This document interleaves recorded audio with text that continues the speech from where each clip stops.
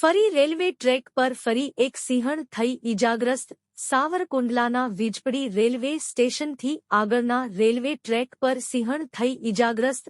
ભમ્મર revenue વિસ્તારમાં માલગાડી હડફેટે આવી સિંહણ। અગાઉ ટ્રેન હડફેટે સિંહોના મોત થયા બાદ વધુ એકવાર સિંહણનો થયો અકસ્માત।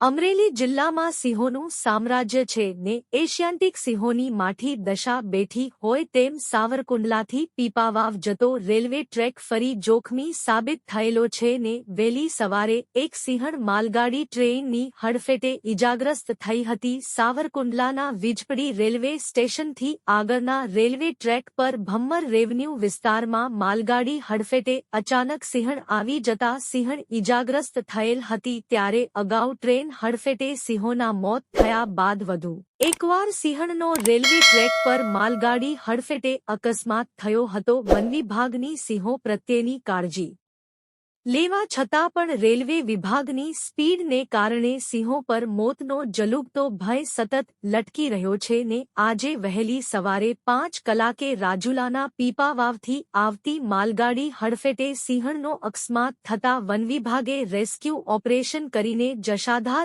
એનિમલ કેર ખાતે ખસેડવામાં આવી હતી। જ્યારે સિંહોની સુરક્ષામાં તૈનાત વનતંત્ર દ્વારા ઈજાગ્રસ્ત સિંહણનું જીવના જોખમે કર્યું રેસ્ક્યુ ઓપરેશન મહામુસીબતે પાર પાડ્યું હતું ને વનવિભાગે સિંહણની સારવાર શરૂ કરી હતી। ત્યારે વારંવાર રેલવે તંત્રને સ્પીડ ઘટાડવા બાબતે અનેક રજૂઆતો બહેરા કાને અથડાતી હોવાની અનુભૂતિ વચ્ચે સિંહ પ્રેમીઓમાં ભારે નારાજગી જોવા મળી રહી છે।